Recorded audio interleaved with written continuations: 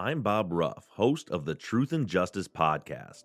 Each season on Truth and Justice, we reinvestigate a wrongful conviction cold case. Our investigations are shared on the show in real time, and you actually participate in the investigation. Season 3 has just begun, so this is the perfect time to get on board right from the beginning of a brand new case. Search for Truth and Justice on your favorite podcast directory and start listening and participating today. Start on episode 301, Murder on September, to join in on the investigation. Feed me more.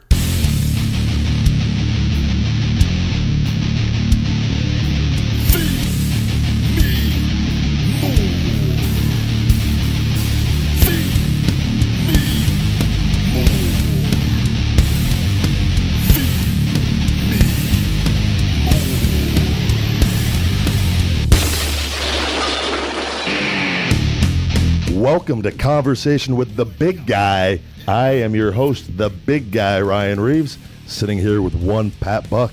I guess I'm your second host that people probably don't know, but they will know now with this podcast.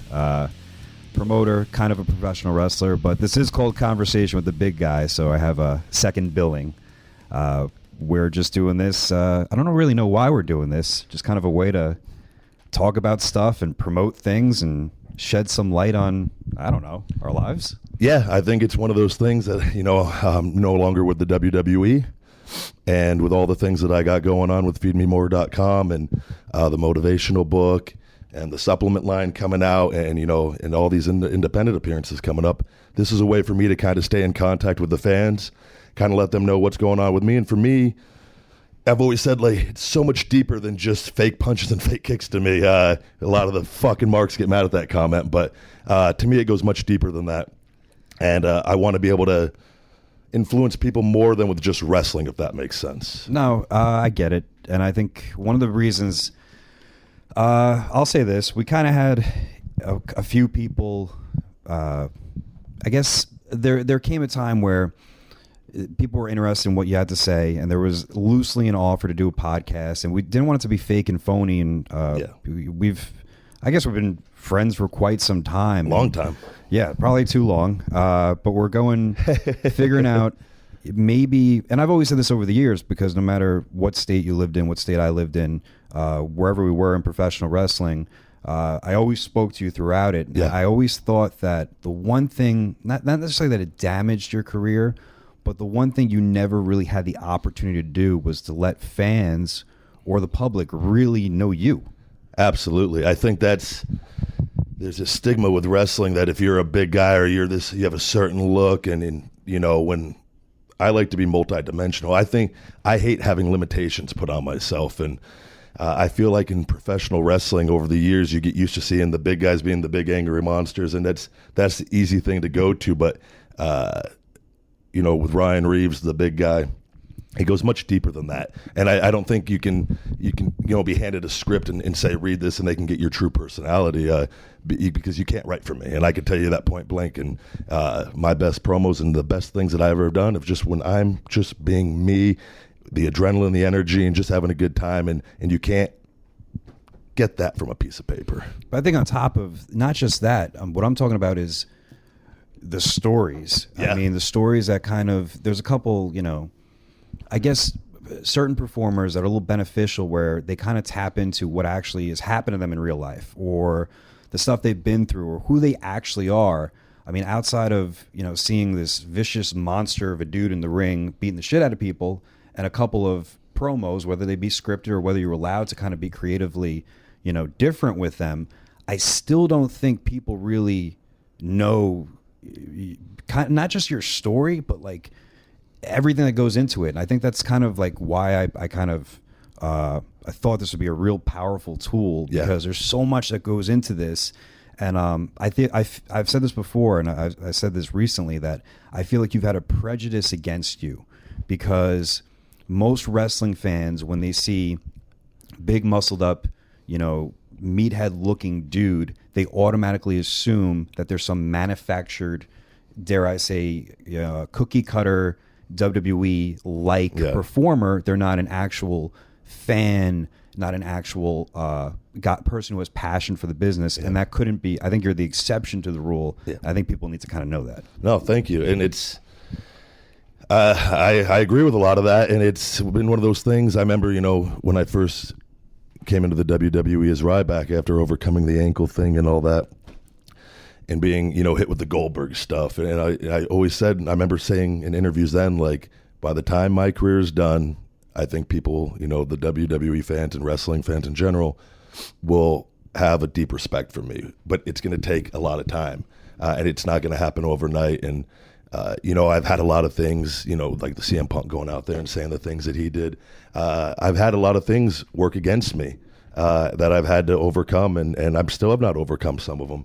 But I am not a quitter. I am constantly hungry, and I am just going to be me. And I think that's one thing people are going to see with this is like, no, this is not such a bad guy, I think you mentioned a couple of things there. You said, the ankle thing. Then there's the Goldberg thing. Then there's the Punk thing. And I think over the course of time, we don't want to make these podcasts fucking 2 hours, 3 hours in length. So we can take it subject by subject. Yeah. And I think starting this thing off, this isn't, I don't want to say this isn't a shoot interview. This isn't like, there's so much positive things lined up ahead. But I think people need to know how you got to this point, because outside of internet reports, nobody knows the real story outside of maybe myself and a few handful of people. Yep. But I figure you can start that off. The last year, what went on? And I think it's very important to start off by saying this isn't a bitch fest and me whining and complaining or anything like that. I'm very thankful for the WWE and everything that I have in my life, and for the man that I have turned out to be. And, with Vince McMahon and seeing his work ethic and things like that, I inherited a lot of that watching him and seeing it. It drove me to be a better human being with my time on the road, and I'm still growing and evolving. So this will never be about that. But from a business standpoint, I did not agree with them on a lot of things, and I do not live in fear, and I refuse to live in fear. And I think people, if they knew the true story, and they will know the true story because that is why we're here, that they will understand why I did the things that I did. And, it goes back to the last year, winning the WWE Intercontinental Championship.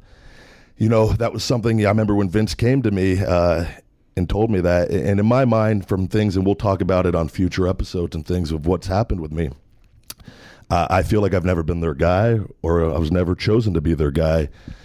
And I kind of was caught off guard with that. Why are they putting the Intercontinental Championship title on me here? It just seemed very random. I thought they had not committed to me on numerous occasions, and that was something that always really bothered me. But they put the IC title on me, and then that's kind of when things took a turn for the worse when they came to me with a new contract offer, which I go, okay, this makes sense now. And it was an offer that I wasn't happy with, quite frankly, for where I've been in the company and what I've done. And people are going to think is that monetarily wise, or is that what about the contract? Because a lot of people think that it was about a money issue. Yeah, not about a money issue. So just so everybody knows, I walked away from the WWE. The contract offer that I walked away from was a 3-year, $1.5 million contract. I told Hunter that me and Hunter had many conversations that last year, and they were quite heated at times. And I would tell him it's not about the money, and he goes, "What? It sounds like it's completely about the money." No, it's and he finally understood when we were finally done our last talk. It was about creative, and it was about limiting me as a brand, because I am responsible for my brand, the Ryback brand, the Feed Me More brand that I believe so strongly in. And when I am told I have to go out there and lose in 2 minutes or not have any build up for a pay-per-view match, which happened time and time again when I'm not given opportunities to do promos and to be myself, that's what truly bothers me. When I'm not allowed to sell merchandise, or when they tell me that your merchandise is over on a ship for 3 years waiting to come over when I can get it done, in 2 weeks on my own. It's little things like that I wanted a commitment from on a much deeper end, and the money is just one part of it. And I was very happy with the money offer that me and Vince came to an agreement on. It was so many other things outside of that, and I talk about it, the hotels and the rental cars, and and I'll get into that too. You know, I had that added into the contract at the end because I'd already, at my mind, I wanted out. Sure. And that's something they 100% should cover. If all these other independent promotions can cover your hotel and rental car, I'm covering them. yeah. Thank you, Pat Buck. No, but you know what I mean.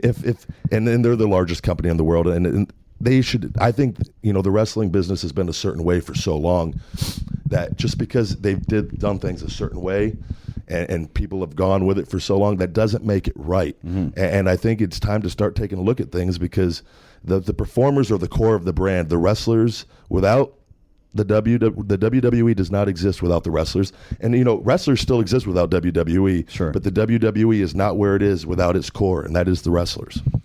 You talk about the rent-a-car, the hotels, and I think a lot for this podcast too. What I can contribute to this is that, yes, I've been a professional wrestler. I guess I'm a trainer. I never signed a major deal with any company, but I've kind of earned my respect in different ways. But I'm a promoter, and I've been a promoter for the better part of, I dare I say, I'm approaching 5 years running some of the most successful independent shows in the Northeast.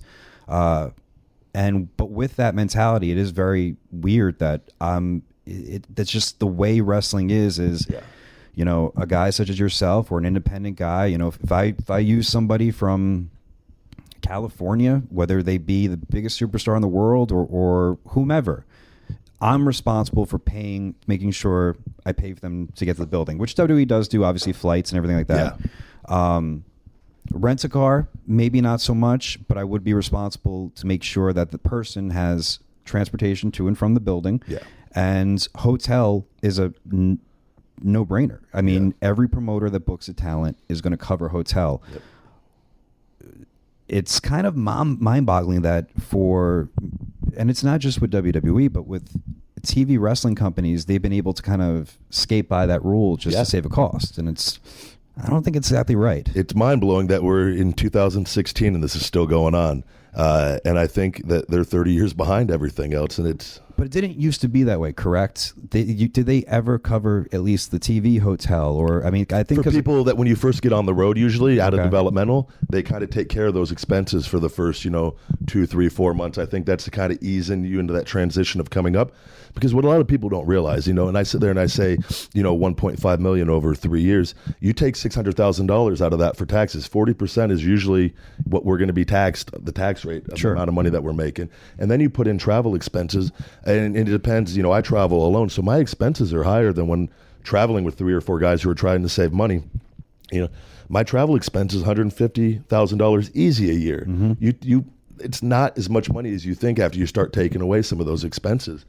And it's for what you're putting your body through and what you're doing and the amount of work you're doing and the amount of money that you're earning the company. So it's just one of those things I think that needs to be looked into. And a lot of people, like I said, don't live in fear. Like, it's not right. So it's not fucking right. Do something about it. Don't just, and people come in there and we're all fans of the business. And I feel like they've always preyed upon that, of guys who have a love for the business, because, well, where else are you going to go? Exactly. And especially the guys out of NXT, and they're going to be so loyal to that opportunity. And I was the same way coming up there. And you're not going to make this much money anywhere else.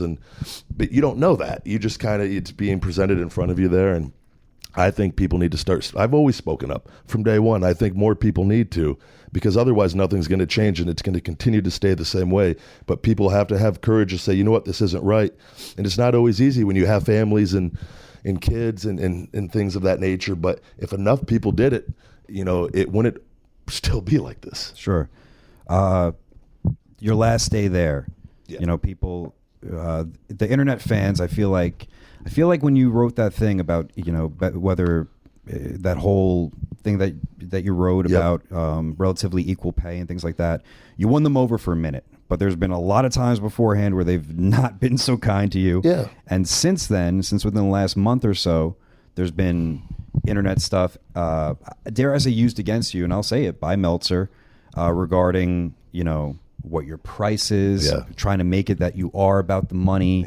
Yeah. What do you say to that? I haven't handled one of those bookings. Oh, yeah. I know the guy.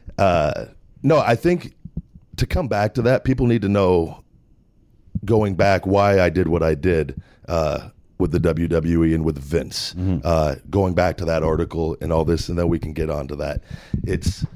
So when I had that new contract offered to me by Vince, I've been lied to different times throughout my career there. And that was something that I've always been very loyal to them, and I've given them everything that I've had at every moment. And do you want to say what you were lied to about it all, or? I think it's just booking stuff and opportunities and just different situations as one day at a time up there. And the last 3 months there, with that conversation with Vince, the particular thing that I was lied to about after we came to terms on the money, which wasn't about the money, it was about being lied to and the commitment and things in the past with merchandise and things that we'll talk about. And he told me that he essentially was going to make me his number one heel. Okay. He was going to put the title on me. All I had to do was just listen to him, read his promos word for word, and he would take me to the motherland, was his exact words. And were these the Ultimate Warrior style promos, or were these different? No, and again, that's a whole other, conversation for those Warrior promos, but this was a whole different one. Okay. I left the office that day. This was before WrestleMania.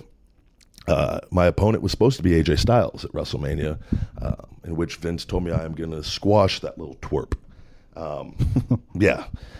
Which I didn't really foresee that happening with everything, the way he was being brought in and whatnot. But which is a shame to say, because AJ is a fantastic performer. He's incredible. I've wrestled him over our overseas tours, and that was my first time ever wrestling him, and it was a breeze, and we had fun, and the crowd went crazy. I could wrestle him every day of the year. And so anyways, a week after that conversation, so this new contract, this is at the end of all this, I'm sure. I have this contract, and I would have signed it, but I wanted to see if he was going to come through on his words this final time, because I was at my boiling point, essentially. A week after that conversation, my opponent had already been changed to then Kalisto. Okay. And it was then, okay, we're going to do the U.S. title and heat me up and stick to the game plan and whatnot. Well, for whatever reason, as you all know, then the WrestleMania match got put on the pre-show. I was told, the direction we were going, days before. And after I got that's when I went to the attorney and I said, I want to make these changes in the contract, because if I'm going to stay here, I need to know they're going to commit to me, because they're just lying to me now, left and right, and they've been lying to me. And we go through all that, we do business, and then the next one, Payback, same thing, put on the pre-show, and that was him that's him fucking around. He already knew, he knew I wasn't happy, knew I wasn't pissed. And Payback, we do our business, and then finally we get to that day in St. Louis, and I thought me and Kalisto, and we'd been working live events and killing it night in and night out, and anybody who's ever seen me on a WWE live event knows there's a difference between a live event and TV, because I'm allowed to have time out there, which wasn't always the case with TV. Now, you think this whole up to this point is intentional by him, or maybe just there's so much going on, lack of preparation? And it could be, but with a guy like me, that shouldn't be the case. Okay. And I've said that from the beginning. We've mishandled me from the very beginning. Mishandled a lot of talents, but in my case particularly, I think it's been mishandled, horribly. I got there that day, and I saw the direction we were going for the TV after having the pay-per-view match that we'd had, and I knew. They already had the new contract with the changes in it, and so now I felt like we were just going to run me into the ground before I left and get me as low as we could possibly get. And we've seen them do it with guys. Sure. And the booking that I saw for that day was, you are a piece of shit, and we're going to tell these people you're a piece of shit. And you know what? I'm not a piece of shit. I'm not, and I'm done. I'm done being walked around. I'm done living in fear. And that was the day I just went to Toronto. I go, take me off this fucking TV show. I'm done. I never saw Vince. I didn't want to see him. I'd had too many conversations with him where he lied to me, and it was one of those, fly me home. I'm done. I'm done. You're going to fix my nose and my ear. I'm going to get better, and we're done. And they had the new contract, and I knew they weren't going to go for that, and that was my way out. So, well, one thing, you've mentioned 3 different things in the past year. But you've been there a while. So So those 22. It's hard for me to believe. I just don't want fans or listeners or the boys, because they're listening to misconstrue that it's just 3 occasions. Yeah. It's a lot more than that, isn't it? It goes back to the ankle with all that. And again, this isn't really necessarily, I don't think, clearly, and you said before that working for WWE and seeing the work ethic of Vince, or this isn't like a bitch fest. No. But I think what people have to really, it's almost crazy from the outside looking in, and there's been several performers over the course of the last couple of years, 4 or 5 years, that have naturally gotten over, whether it be someone the likes of Dan and yourself, even Sandow, or people of that, where they actually naturally click and resonate with the audience, and then WWE does something. If you're not chosen by them, it doesn't matter. And, being a publicly traded company, and that's not the way business should operate. And that, I don't agree with that one bit. And there's been many guys that have gone out there and gotten themselves over. But if you're not in that game plan, too bad. And, and I felt like I'd overcome things on several different occasions to only just be shut down. And it's frustrating. And I'm a creative human being. We all are. And I thrive on creativity, and putting limitations on somebody, and such as myself, it is the worst thing. And just over time, it eats away at you. And I knew, I was like, I got to get out of there. And it's nothing against them. We just didn't see eye to eye. And all I could do is just share my truth and my facts of working there, and what I went through, essentially, and to open people's eyes of it, that I'm not this guy that some of the fans think I am. And it'll never be. I told you, I'm always going to be thankful for the WWE and Hunter and Vince and Stephanie and all them. But it's I'm allowed to feel this way because I've experienced it. I've lived it. I've given them everything. I've been the guy for them, and going out there and I feel betrayed on certain things. I'm allowed to feel betrayed, and I don't have to just go home and not talk about it. And because nothing comes of that, And people saying, don't burn your bridge. I'm not burning a bridge. I'm just telling the truth. And if they don't like it, too bad, because I'm going to speak up, because I don't live in fear, and I have courage. And I think it needs some of these things needs to be talked about. Do you think it's a time? Because I don't know if people really, I don't think you've ever actually had a platform to really talk about the ankle. I don't know if you want to save that because I mean, when did it start with, okay, look, the thing is, I think people kind of forget that it wasn't just like Ryback debuted, you spent a little bit of time in developmental. And then you went through some shit too, man. Yeah, I mean, you went through being hired in developmental, fired in developmental, rehired in developmental, which is an episode all itself. Going through all FCW as a different character, then going back to doing your own thing, then to have that run coming up. And I don't think the way you feel now is clearly not the way you felt when you were kind of starting to really catch fire as your persona. I'm not really sure where I'm trying to go with the question here, but it's just that like. It's been more though. I know than the last year of things going on there, and it's little thing after little thing, and I think if people don't understand, and a lot of people don't know. Like, so when I, came in as Ryback, and we did the local competitors. Were you having fun then? Yeah, and another thing with that, and I can't say thank you enough to all those local guys that went in the ring with me with that. And we always joke, Tyson Kidd, I would, with all those guys, I'd start having lunch with them. I was around them all day because I loved the fact I had creative freedom with this to go out there and do whatever I wanted. And Hunter would help out and give me some ideas on this and there. And someone else, Fit or Arn would put something here and there. But ultimately I was allowed to kind of use my creative juices more during this. And I thought I knew when I started going against the guys on the smaller side, I was like, I got to make this like a car wreck and make it very entertaining to get people to be interested in this. And no one told you do this, do that. They allowed you creative. They allowed me to go out there and get over. Sure. Which works. Yeah. And, but Tyson would joke about I'd spend time with these guys, and because I was trusting at that point, Mike, in my career, it's very fragile and it can go south at any point. Yeah. Every week is the most important week. So I needed these guys to understand that I'm not going out there alone and doing this, that without them, I'm not going to go out there and get over. And without them taking the bumps that they were taking and trusting me to put this thing together. Mm-hmm. And they all, I can't tell you, there was not one guy that did not come through. And some were probably a little better than others, but ultimately every single one of them came out there and gave me everything they had. And in the end, it worked out beautifully. But it was one of those things, we're riding that wave. I had some really good momentum, but I feel like Do you think they had any plans whatsoever? No. They liked the fact that you were a natural catchphrase was born, new guys getting over. I mean, because they exist with wrestling, squash, which they're getting back to now, which is great and everything. And I also think it's kind of ironic that, those guys taking the bumps, and I know many of them, a guy like John Silver, a couple guys. You've been that guy for... I got a gold medal in enhancement talent work. But, my first match at OVW, the nerd Pat Buck.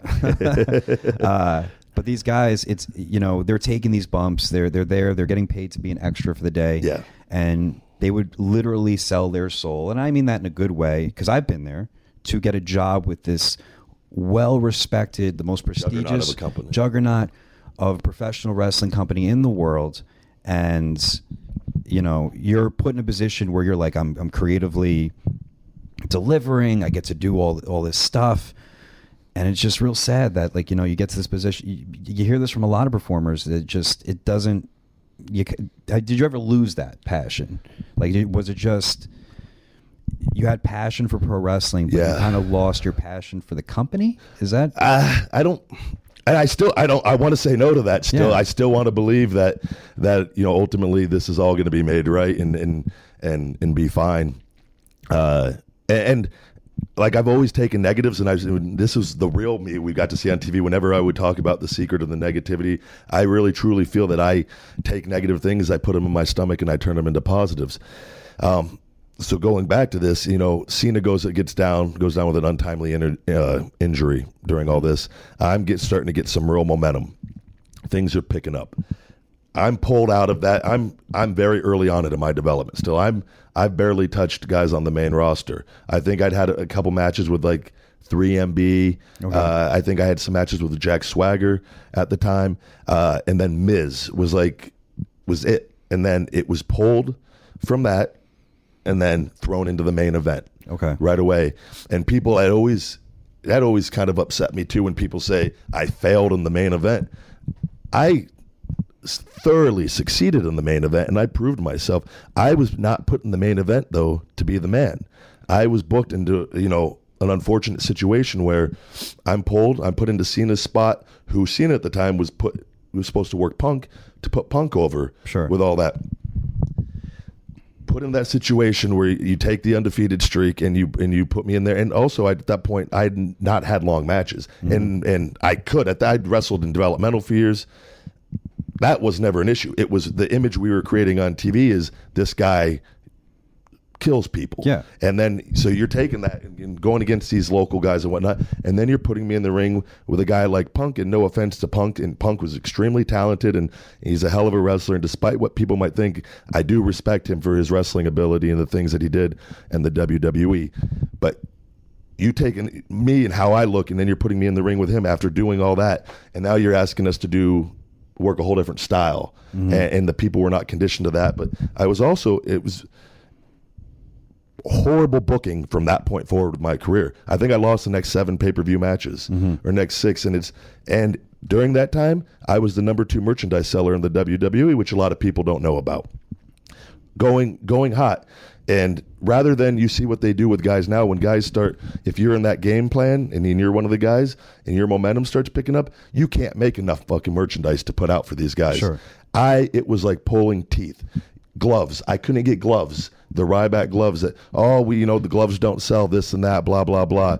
Yet Roman Reigns gloves, Paige gloves, 2 years later, finally, I think right at the end, they finally got, some gloves for me. I do remember they released your beanies, but it was like mid-July. Yeah. I was like, everything, that's a perfect time. Everything, but it was always, I had half the things that Cena had at that point. Not saying that I'm going to have the same amount overnight or anything, but if you see a guy who's doing good business and you see these numbers going, you find a way to get this stuff done, which knowing on my end now doing what I'm doing, it's not very hard to get this stuff done. Why was this happening? Why do you think, and this is a real sensitive issue, and guys do not want to talk about this, what's going on with the merch stuff? Why is that a publicly traded company that you would think they're all about their perception and image, and at the end of the day it comes down to making as much, the highest dividends for your stockholders?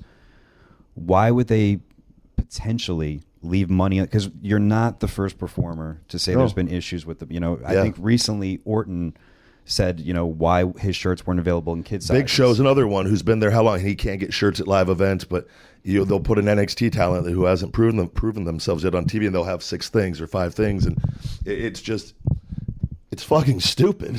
To be quite frank, it's ridiculous and it's bullshit. And I brought that up, and I've had conversations with them, and they, and then they pull up your merchandise numbers from right now. Well, your stuff isn't selling right now. Well, no shit. You've booked me fucking horribly for 3 years or 2 years. Why would my stuff? But it's still doing better than it should be at this point. And it's like pulling teeth, and it goes back. I think there's an infrastructure there, and they want to keep certain people in certain positions. And that's what they want to do, and the world's not fair, and I don't want to turn this, and again, bitching and whatnot, and it's just we did not see the eye, from a business standpoint, and it's as simple as that. And people, you sit there and you talk about, well, what other lies were there, and from the very beginning, and there's the ankle situation, which we will go, that's a whole other episode, that whole ordeal, but things that I've talked to Hunter and Vince, Flex Magazine, Muscle and Fitness, numerous times wanted me on the cover, and they've called me and they wanted me on the cover, and WWE not letting me do it, flat out telling me no, and then not finding, or it's not a good time right now. Well, you just let Sasha come up here and get on the cover, sure. Or Charlotte, and again, I'm happy. I want everybody should have the opportunity to do that, but I should have the opportunity also. I shouldn't be told no on that, and my brand should not be limited, especially when there's interest from outside things.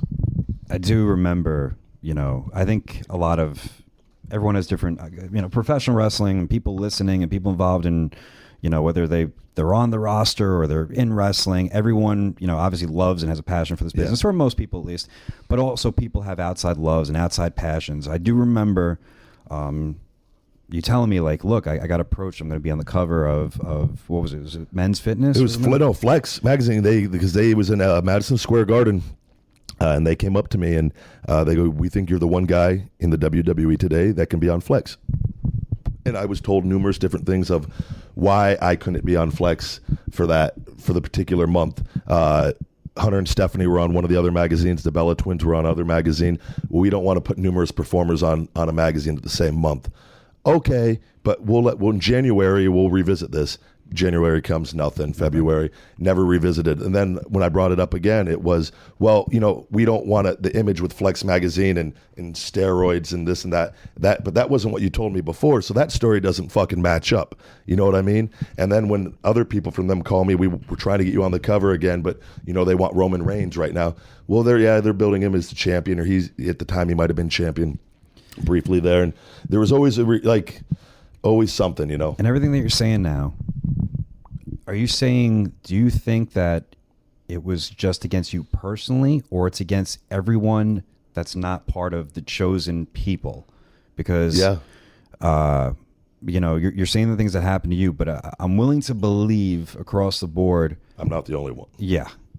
Absolutely. And it's just to think why this kind of happens, it seems almost very high school like. Yeah. And to point that out, the WWE's mission and goal should be, from top to bottom, from the lowest superstar on the totem pole to the highest superstar on the totem pole, is to go out there and make sure that each individual superstar's brand is as strong as possible. And they should be invested from the lowest guy to the top guy. Everybody is fucking important in that company. Mm-hmm. And it's not fair. And you have your guys that are making your money because that is the way you're portraying it. And I get that.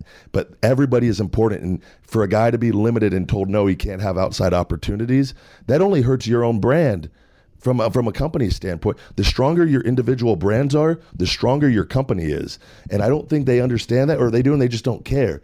And it's frustrating, and I'm not the only guy. But I just have my story, and I know the things that I've been through and I've been turned down on that I could talk about, because I'm not going to be one of these guys that, let's leave the company and keep your mouth shut and, maybe we can come back and make your life hell again in 2 years. No, thank you. I'm good. I'm doing other things. I'm in control of my life. I control my universe, and I'm going to go out there and show the world what I can do. I don't agree with them from a business standpoint. I thank them for everything. I will take the blame for everything that has happened. My fault. I stayed there. 100% my fucking fault. I take control now. I go out there, I create my success, and I am in control, and that's the bottom line. What were the good parts? You're hearing a lot of fans. The fans. The good fans, and not the fucking marks. The ones that are going to leave some bad reviews about this podcast. Yeah, absolutely. There you get the good and the bad. This guy gets paid what? I think I got to clarify that too, because look, I think this goes into what I'm saying before. Known you for as long as I've known you, I've had a couple really close friends in wrestling, but the one thing, I met you in developmental, and like I said, I think you were the exception to the rule as far as, like I said, people have this built-in thing, he's a big guy, he doesn't like this wrestling stuff, he's another bodybuilder bullshit guy, and I've always said that your whole, everything that you do is going to have to, you have to work extra hard to overcome that foreseen prejudice against you just because of the way you look. Yep. And that fans aren't willing to swallow that pill. No, this guy has the same amount of passion as any performer that's made in this industry. You chose to be here. You're not a failed football player. Yeah. You're not a guy, you've wanted to be a professional. I wanted to do this. Yeah. And I still think that the fans truly don't know that. I'm trying to think where I was going with this point. I lost all track of thought with this. But I don't know either. Yeah, I was really listening. I was looking forward to where you were going with this. I got it. Okay. Because now they see you, they forget the fact that, and this is what this podcast is going to do. We're going to talk about different stories. It's not just always going to be about wrestling. No. It's going to be about plenty of bullshit. Yeah. Real and just stories, just talking and shooting the shit. But my thing is now, it's fans will perceive you as, okay, you were Ryback. You went through, you had your run, you do that. Now you're on the independents, and people, just recently. By the way, I don't have to wrestle anymore. I am financially very well off, and I've done good for myself. I'm doing this because I love this, and I absolutely want to go out and prove to everybody. I didn't agree with WWE's business model and where they had me throughout my career there. I'm going to go out, and I can't control how much time I'm given when I show up. I can only show up and do what I'm allowed. Now I have full control, and I'm going to go out and show all these doubters and prove to everybody how good I am, like I did there. Every live event, and anyone who wrestles there, and everybody knows how much I put into this and how strongly I believe in myself. And I'm going to go out there and prove them all that I am the number one big guy out there, and they're going to see it firsthand. Now you're saying also that you're not doing this because you have to. You're doing it because you want to. Yeah. And that's and I told you before, the fans, you said what the good parts about the WWE, and there's a lot of great with the WWE. It's just from a business standpoint, I don't see eye to eye with them on a lot of things. And as we go in more depth about some of this, I think the fans are going to have an understanding of, oh, wow, I completely see what he's talking about. But being able to interact with our good fans and to get the letters and to see the emotions that you can bring out in people and just how much it means to them. And for those people out there, I'm truly sorry that I did not stay in the WWE. But if you know me and you know where I'm going, and you're going to see how much deeper this goes over the course of my life, you will fully understand, and I promise you it's going to be better. But to them, they don't fully understand that because now they don't see me on TV every week and this and that. And I truly apologize, but this is a decision that I had to make in my life at this point in time at 34 years old. I have to correct some things, and I'm taking control of my destiny. So now you're on the indies, but then more so, I think more than just, and we'll talk about the other stuff, but I think people listening really want to hear the wrestling stuff at first before we branch into other things. They need to. And things were like, hey, you walked away on your own. It's like almost every time, you left that writing that you left that kind of stood up for, how you think things should be. And people were like, the internet community, which honestly, to be honest, they do dictate the pulse of professional wrestling completely, which is both good and bad. And it really, WWE will try to dictate the pulse, but I think the internet really does do that. Unfortunately, if it's written on a website, it just has to be true, and the people, tend to believe that. want to address something because it was used against you recently, and I know this because I guess you can say I'm your manager or agent. Absolutely, you are. You're my best friend, and I trusted you more than anyone throughout my career. So, and just ignore the amounts missing from your deposits as I take them. No, but your asking price, which you and I talked to, because I based it on, like I said, I've been promoting for 5 years. And I know what everybody gets paid in the independents, pretty much. And I know, yes, there's some. Which is why I came to you, is because you have experience in this field, something that I don't. And pretty much, I kind of sat down. It wasn't like, there are people, believe it or not, in professional wrestling, I won't name names, that don't really care about wrestling much anymore, that are still kind of active performers that will, quote, price themselves out. The price got out there, and I don't think we need to repeat the price. People can look up all the whatever, and Meltzer reported on it, but it was done in a way I feel like people are using that against you as almost like, how they write it, and using it again to go with the prejudice of, see, this guy doesn't give a fuck about wrestling. People got to understand that for when a WWE talent's released or quits or whatever the reason is, once they're off TV, same thing with TNA or anything, that an appearance fee doesn't just mean sometimes, hey, I'm here, pay me my money and I'll do whatever. It means a whole lot of different things. There could be things such as, you're there. From my experience as a promoter, I do meet and greets along with a match. And that's what you get when you book someone as yourself. You get to be there, you meet and greet the fans, and the promoter not only gets to advertise you on the card, you not only gets a match, but they also get a meet and greet where they're going to receive the compensation back from pictures and photo ops. 2-3 hour signings. And the goal is everyone makes money. Exactly. That's the whole point of the thing. And that is 100% going to be the case. Sure. So that is, and again, it's not you showing up going, here's my price, let me set up my merch thing, I'm walking away. It's putting yourself in a situation where, you're paid what you're worth. On top of that, every single unique promoter bringing you in is going to have the opportunity to make more back. Yep. And also having the value of coming fresh off television. And I've worked with that, and I'll name talents at that, but there's many people that are on the independents where they leave, they do turn to me for advice, and I tell them, this is what I think you should do, this is what I think you should not do. And from my, I've used people that are, quote, legends in the past that are $20,000 and they sit there for 3 hours and sign their autographs and they're done. You're wrestling. You're doing the meet and greets. You care about this. And for a lot of those people that are and there's people that are way less. This is my image on the line. Like, I am going out there, one, to restore some lost momentum over the years, and two, to go out there and to interact with the fans on a more personal level and give everyone their money's worth, and to go out there and to prove to them how good I am. Like, this means a lot to me. Like, I'm excited. Like, for the first time in years, I'm excited to go out and, like, wow, there's no handcuffs, there's no limitations, and this and that. I can go out there and just have fun, which I am wholeheartedly looking forward to. And I think people are going to see as this goes on, this is going to be good business from week out and week out. I'm out to prove myself. And with that being said, I mean, you told me yourself, I'm like, how much do you want to wrestle? You're like, hey, fill my schedule. I told you from the beginning, every weekend. And this is coming and I have my hands in a lot of things right now, because when you're on the road with WWE with people, you're on the road 4 to 5 days a week. Sure. And you're home a day and a half, maybe two and a half tops here and there. And you're getting in the afternoon, and it's doing laundry, it's doing your clothes, it's unpacking your bag, packing your bag, paying your bills, getting your stuff. If you have families and kids and dogs and whatnot, you're just running around the whole time, working out, trying to get ready to go back and on the road for another 5 days on a constant cycle. So don't necessarily have a lot of time to do anything other than wrestling, unless it's set up, usually by them. And so for me, I'm so excited now that because Feed Me More is very important to me, and it is who I am as a man, and it is what I live by.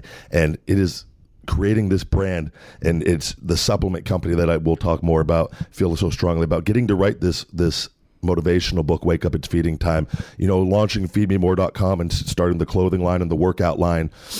And then, you know what? I'm also going to be a full-time wrestler still every weekend. Book me up as full as possible. I want to do it all. And doing this podcast, I want to reach people on a much deeper level than wrestling, but wrestling is always going to be my bread and butter. And I don't want to ever, pull back on that right now.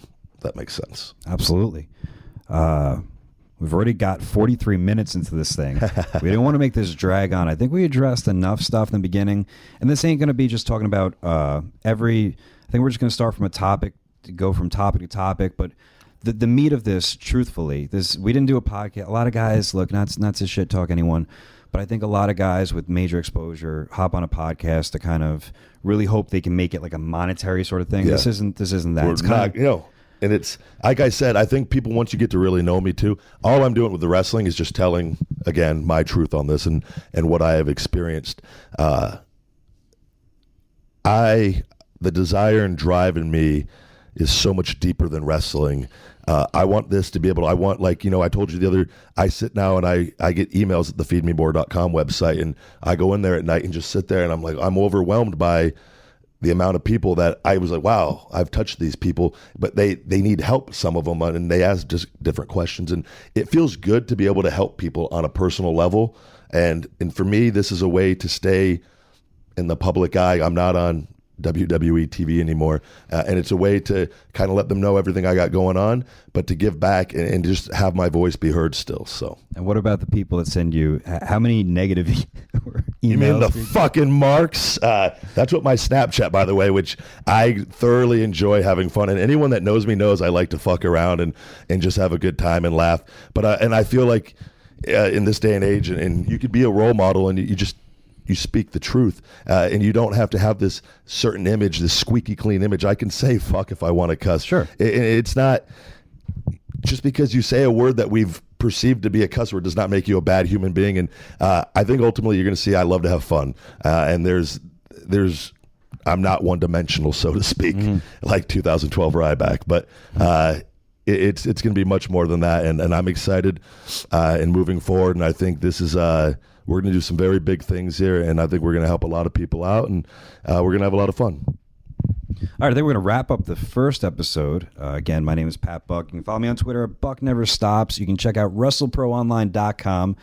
Where you can actually see, I guess you'll be wrestling there and signing autographs in the month of October. We're not really entirely sure when this is going to come out. We were thinking first week of September, probably. Something like that. We're also recording a lot of episodes, and I think as the night goes on, we might get a little bit more, there's more coffee or more wine or something. They make it a little, sloppier. There's 36 beers sitting in a cooler right here, right now. So this is the most educated podcast we'll probably do. But you can check out feedmemore.com for all upcoming appearances, all the stuff like that. There's so much to talk about. We don't want to make this into I've said it before and saying it to death that, it's not a anti-WWE thing. It's almost like, hey, this is what happens. He's got this stuff going on. I'm going to contribute. I'm going to ride the coattails and kind of just promote my shit off this exposure. So thank you. As I steal all the deposit. Absolutely not. You're helping me more than you know. But stealing all the deposit money. But which brings us up with next episode. I think we need to talk about our Smoky Bones time together. But yeah, I think the origins of the goddamn. I mean, we'll save that for the next one. That does go hand in hand with developmental and how we were both very miserable people working at a barbecue joint. Which was some of the happiest times, too, though, also for me. Stress-free at that point. Found ways to cheat the old system. So if we might get a phone call or arrested after we air that episode. It's just an interesting thing. But you know what? I think that's good for episode 1. Absolutely. Thank you guys for listening. Check out feedmemore.com. You just listened to an episode of Conversation with the Big Guy.